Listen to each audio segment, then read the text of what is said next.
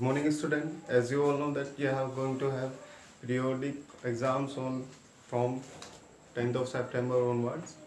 So उसी case में हम जो आपका सिलेबस है फिजिक्स का, ठीक है, that is on the science portion, वो आपका है बेटा electric current and its properties, या आपकी बुक में जो नाम है इलेक्ट्रिसिटी, ठीक है। तो उस इलेक्ट्रिसिटी चैप्टर में आपके पास टॉपिक्स आपके हैं, ठीक है, इन्हें आज हम डिस्कस करने वाले हैं, क्विक रिवीजन करने वाले हैं। What are these things? Okay, so what is electric current? So electric current is the rate of flow of charge, और चार्ज भी कैसे बताया था मैंने? Free electrons. Okay, rate of flow of charge, और चार्ज भी कैसा बेटा? फ्री इलेक्ट्रॉन्स, ठीक है। So that is I, that is current, ठीक है, rate of flow of free electron. जितना ज्यादा आपका चार्ज फ्लो होगा, जितने ज्यादा आपके फ्लो फ्री इलेक्ट्रॉन्स फ्लो होंगे, उतना ही ज्यादा आपका क्या होता है? करंट होता है। Okay, so I is equals to Q upon T, Q upon T. अब देखिए क्यू की यूनिट आपकी होती है कूलम, ठीक है, कूलम सी, एंड टाइम की यूनिट होती है आपकी सेकेंड, ठीक है। तो कुलाम पर सेकंड जो है वो आपकी यूनिट होगी किसकी? करंट की, और इस कुलाम पर सेकंड को बोलते हैं बेटा आप एम्पियर। क्या बोलते हैं? एम्पियर। क्या बोला जाएगा? एम्पियर बोला जाएगा, ठीक है। So rate of flow of charge, charge कैसा है? फ्री इलेक्ट्रॉन्स है, electrons. So I is equal to charge upon time, charge की यूनिट कोलम, टाइम की सेकंड, तो कोलम पर सेकंड ये आपकी ऐसा यूनिट है इलेक्ट्रिक करंट की, और इसे बोलते हैं आप एम्पियर। क्वेश्चन आ सकता है डिफाइन 1 एम्पियर, ये मैंने आपको लिखवाया हुआ, ठीक है, डिफाइन 1 एम्पियर। तो डिफाइन 1 एम्पियर का मतलब क्या है कि अगर एक सेकंड में एक कूलम चार्ज आपका पास होता है, एक कूलम चार्ज आपका फ्लो होता है, तो करंट कितना होगा? 1 एम्पियर, ठीक है। If 1 coulomb of charge flows through a circuit in 1 second, if 1 coulomb of charge, 1 coulomb of charge flows through a circuit in 1 second, then current is said to be 1 ampere. Okay, सो ऐसे आप इसे define कर सकते हैं कि अगर एक circuit में एक सेकंड में एक कूलम चार्ज जाता है, फ्लो होता है, तो आपका करंट होगा 1 ampere. So that is the electric current, ठीक है। दूसरी चीज आपने पढ़नी है, दैट इज इलेक्ट्रिक पोटेंशियल। ये मैंने बहुत अच्छे से मैंने आपको क्लासेस में पढ़ाया हुआ है, आई होप आपको इसमें कोई भी डाउट नहीं होगी किसी बच्चे को। फिर भी एक थोड़ा सा रिवीजन आप कर लेते हैं ताकि आपको चीजें जो है वो रिफ्रेश हो जाए, ठीक है।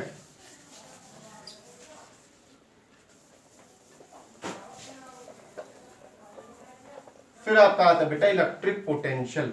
इलेक्ट्रिक पोटेंशियल, पोटेंशियल मैंने क्या बताया था इससे पहले? मैंने पोटेंशियल एनर्जी बताई थी, और पोटेंशियल एनर्जी में मैंने बताया था कि वह इन्फिनिटी से किसी चार्ज को एक पॉइंट पे लाने में जो वर्क होता है वो आपकी होती है एनर्जी, ठीक है।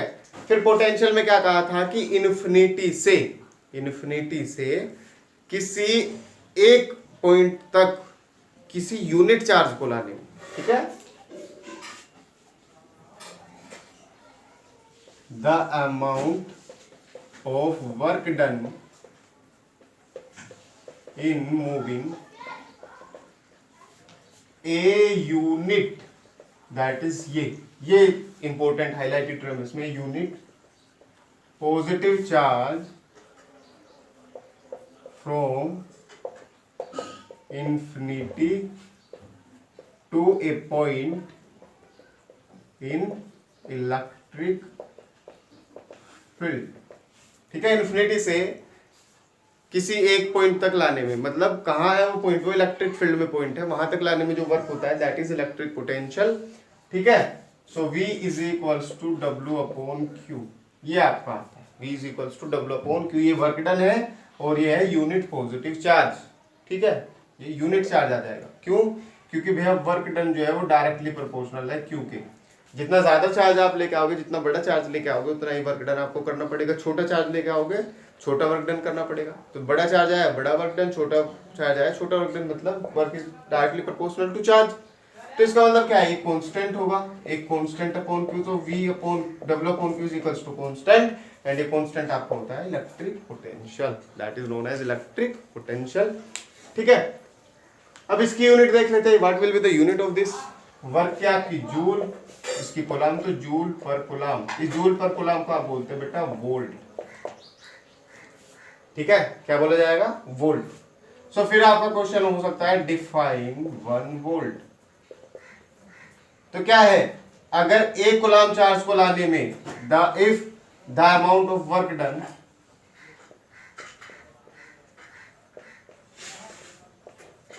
If the work done is 1 joule, work done को क्या कर दिया, 1 जूल कर दिया, in moving A charge of 1 coulomb, ठीक है, एक कूलाम का चार्ज लेकर आना, कहां से, from infinity to a point A, ठीक है, then potential is said to be 1 volt, ठीक है। 1 जूल का वर्क डन करना पड़ा है, क्या करने में, एक कूलाम को लाने में, कहां से, इंफिनिटी से, कहां पे, एक पॉइंट पे, वो पॉइंट कहां, इलेक्ट्रिक फील्ड में है, तो जो वर्क डन होगा, जो पोटेंशियल होगा, तब वो होगा 1 वोल्ट, ओके, दैट इज ना, सो इलेक्ट्रिक पोटेंशियल। दूसरा आता है इसी में, जिसे आप बोलते हो बेटा पोटेंशियल डिफरेंस, क्या बोला जाएगा, पोटेंशियल डिफरेंस।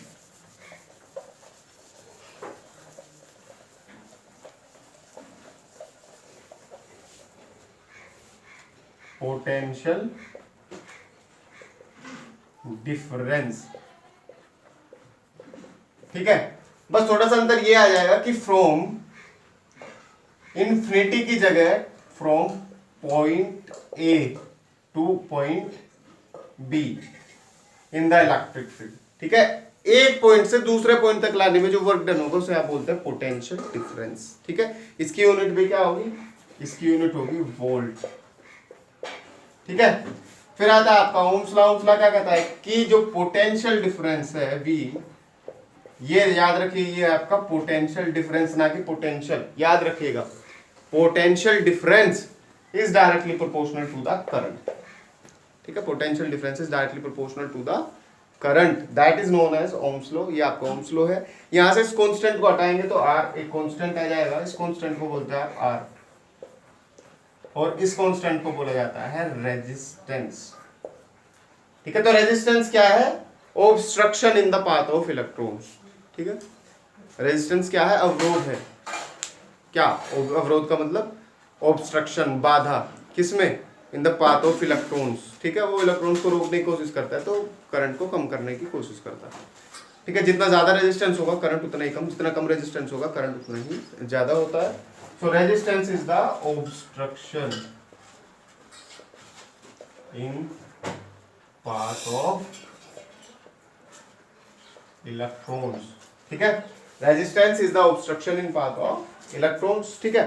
किन किन फैक्टर पे रेजिस्टेंस डिपेंड करता है, first thing is it is directly proportional to L and inversely proportional to area.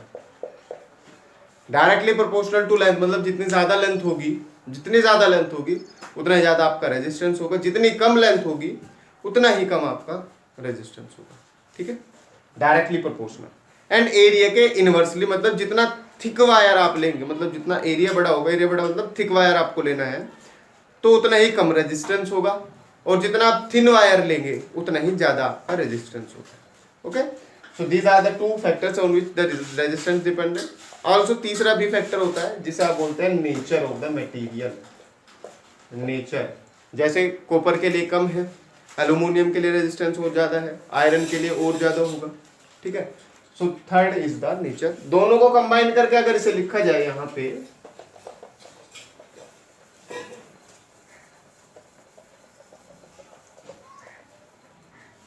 तो resistance is proportional to L upon A, resistance is equal to rho L upon A, ठीक है। तो रो जो होती है ये इसे बोलते हैं आप स्पेसिफिक रेजिस्टिविटी, स्पेसिफिक रेजिस्टिविटी, ठीक है, या तो स्पेसिफिक रेजिस्टेंस आप इसे बोल दीजिए या बोल दीजिए रेजिस्टिविटी, स्पेसिफिक रेजिस्टेंस या रेजिस्टिविटी, ओके। अब ये इन चीजों पे डिपेंड नहीं करती है, ये डिपेंड करती है केवल नेचर पे, ये बात याद रखिएगा, मैंने आपको क्लास में बहुत बार बताया कि जो रो है that is entirely dependent only on the nature of the material. केवल मटेरियल पे डिपेंड करती है, लेंथ एंड एरिया पे इंडिपेंडेंट रहती है। तो आप लेंथ बढ़ाइए, एरिया बढ़ाइए, कुछ भी आप करते रहिए, रेजिस्टिविटी चेंज नहीं होगी, रेजिस्टेंस आपका चेंज हो जाता है। Okay, so these are the two things. ये आप कर लीजिएगा। रेजिस्टेंस की यूनिट आती है ओम, ठीक है, कह सकता है डिफाइन 1 ओम। तो कहां से V is equals to R I, R is equals to V upon I, ये वोल्ट और ये एम्पियर, मतलब 1 volt upon 1 ampere is equals to 1 ohm. फिर उसी तरह से कि अगर किसी सर्किट में से 1 एम्पियर करंट फ्लो होता है, 1 एम्पियर करंट फ्लो होता है जब आपने पोटेंशियल डिफरेंस लगाया है 1 वोल्ट का। अगर 1 वोल्ट का पोटेंशियल डिफरेंस लगाने से आपके सर्किट में 1 एम्पियर करंट फ्लो होता है तो रेजिस्टेंस कितना होगा, 1 ओम। ये मैंने चीजें आपको सभी कुछ जो है वो लिखवाया हुआ है, तो आप इसमें एक बार देख लीजिएगा कि क्या इसका मतलब, ठीक है। तो रेजिस्टेंस हो गया, रेजिस्टेंस की डिपेंडेंसी होगी। थर्ड आता है रेजिस्टेंस का कॉम्बिनेशन।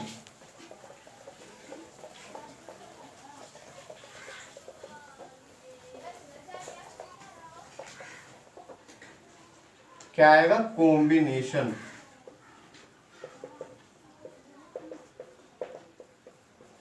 अब ये भी दो का है, सीरीज पैरेलल। सीरीज में क्या सेम रहता है, आई सेम रहता है, याद रखने के लिए। पैरेलल में वी सेम रहता है। कैसे ऐड होगा, R is equals to R1 plus R2, ठीक है। एंड यहाँ कैसे ऐड होगा, 1 upon R is equals to 1 upon R1 plus 1 upon R2, इस तरह से, ठीक है। ये आप देख लीजिएगा किस तरह से आपने इसमें किया था। सीरीज में आई सेम तो क्या निकालना होता है, हमें वी निकालना होता है। इसमें वी सेम होता है तो क्या निकालना होता है, आई निकालना होता है। आप इजीली से कर पाएंगे, ठीक है।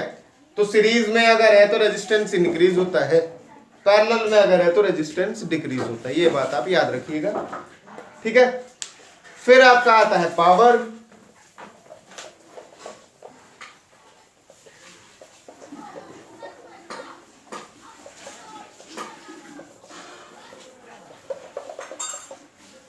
अब पावर आपका होता है rate of doing work, P, rate of doing work मतलब W upon T। W, V आपका है W अपॉन Q, तो W आ जाएगा QV, तो QV अपॉन T, इसे लिख दीजिए Q upon T into V। Q upon T आपका आ जाएगा करंट और V। सो पावर आता है आपका V इंटू आई, फर्स्ट। सेकेंड V आपका है IR, तो V की वैल्यू आप पुट कर दीजिए, तो IR into I that is I square R। Third V I है आपका V अपॉन R, तो I की वैल्यू पुट कर दीजिए, P is equals to V into V upon R that is V square upon R। ये अलग अलग formulas आपको गिवन है, ठीक है। ये तब देखना है आपको जब आपको किसी सर्किट से पावर निकालनी होती है। ये मैंने आपको क्वेश्चन करवाया था कि किस तरह से आप ये देखेंगे किस तरह से आप पावर निकाल सकते हैं। अगर आपका सीरीज में है तो आपको ये फॉर्मूला यूज करना है, पावर में है तो ये फॉर्मूला यूज करना है, ठीक है। ये फॉर्मूला बहुत रेयरली यूज होता है ना। एक मैंने आपको क्वेश्चन करवाया था कि अगर 50 वोल्ट है, 100 वोल्ट है तो कितना है, और 50 वोल्ट है तो कितना होगा। उसमें रेजिस्टेंस का भी फैक्टर आ जाता है, ठीक है। कई बार क्या करते हैं कि कहता है कि भाई 220 वोल्ट सप्लाई है, 220 वोल्ट सप्लाई में पावर आपके सर्किट में है 50 वोल्ट। अब कहता है कि अगर 110 वोल्ट कर दी जाए तो पावर कितनी होगी। तो बच्चे क्या करते हैं, सीधा ही क्या कर देते हैं, उसका हाफ कर देते हैं, 50 का हाफ 25। लेकिन ऐसा नहीं होने वाला है। क्यों, क्योंकि बेटा अगर वोल्टेज डिक्रीज होगी, वोल्टेज क्या हो चुकी है, हाफ हो चुकी है, तो करंट भी तो हाफ होगा, है ना, करंट हाफ होगा। तो इस बात का ध्यान रखिएगा कि आप इसे डायरेक्ट नहीं लगा सकते कि P is equals to V I, से पहले आप I निकाल लीजिए और फिर उसी I को आप सेकंड में कर दीजिए। नहीं, सेकंड में क्यों नहीं कर सकते, क्योंकि जब V कम होगा तो I भी कम होगा। V हाफ हुआ है तो I भी हाफ हुआ है। क्यों हुआ है, क्योंकि ओम्स लॉ यही कहता है कि अगर V चेंज होगा तो I भी आपका चेंज होगा, ठीक है। तो ये आपका आ जाएगा पावर की यूनिट वाट, ठीक है, वाट। कह सकता है डिफाइन 1 वोल्ट, या 1 वाट को डिफाइन करिए तो जूल पर सेकंड। तो अगर 1 जूल वर्क किया जाता है 1 सेकंड में, 1 सेकंड में कितना काम हो रहा है, 1 जूल काम हो रहा है, तो पावर कितनी होगी, 1 वाट। ध्यान रखिएगा, if 1 joule of work is done in 1 second, 1 joule of work is done in 1 second, then it is known as 1 watt. ये सभी डेफिनेशन आपको याद रखने हैं, define 1 volt, define 1 ampere, define 1 watt, define 1 ohm, all this things you have to learn. तो power हो जाता है। फिर आपका आता है हीटिंग इफेक्ट। हीटिंग इफेक्ट का मतलब क्या है कि अगर किसी सर्किट में से, ये मैं पावर ऐसे लिखने देता हूं,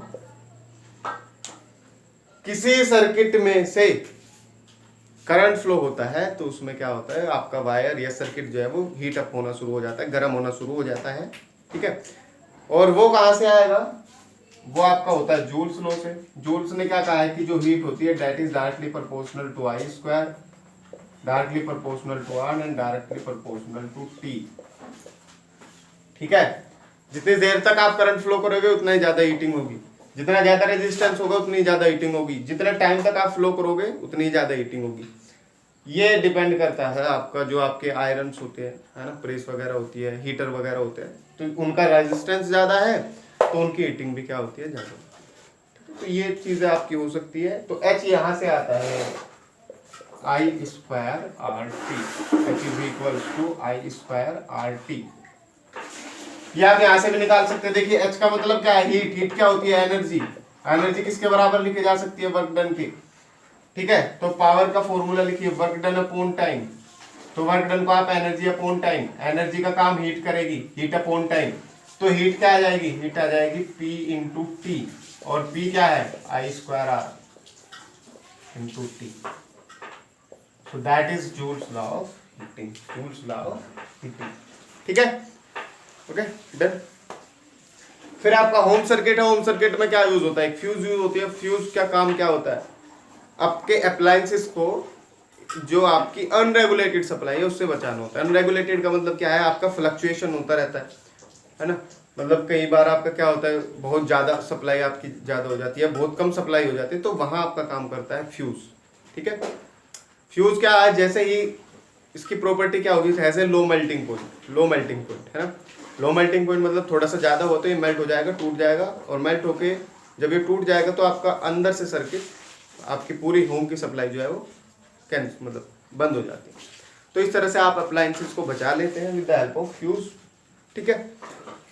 अब फ्यूज भी स्पेसिफिक रेटिंग के आते हैं। मैंने आपको बताया कि कोई ज़्यादा रेटिंग का है, कोई कम रेटिंग का है, तो आप जो है एक रेटिंग का फ्यूज दूसरे रेटिंग से रिप्लेस नहीं कर सकते।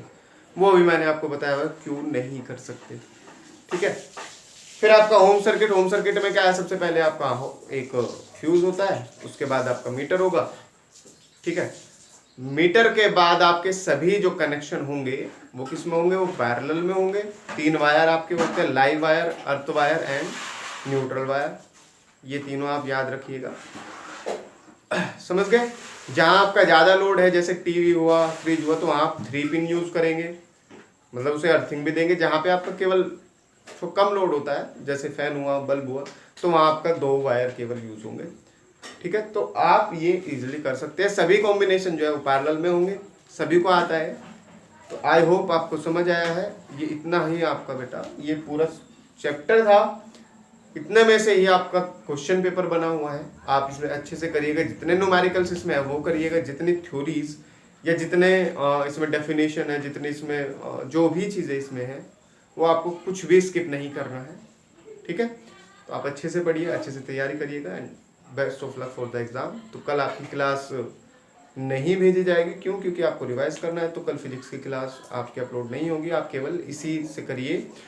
अगर आपको कोई डाउट होता है तो आप पूछ सकते हैं, ठीक है। Okay, thank you for the day.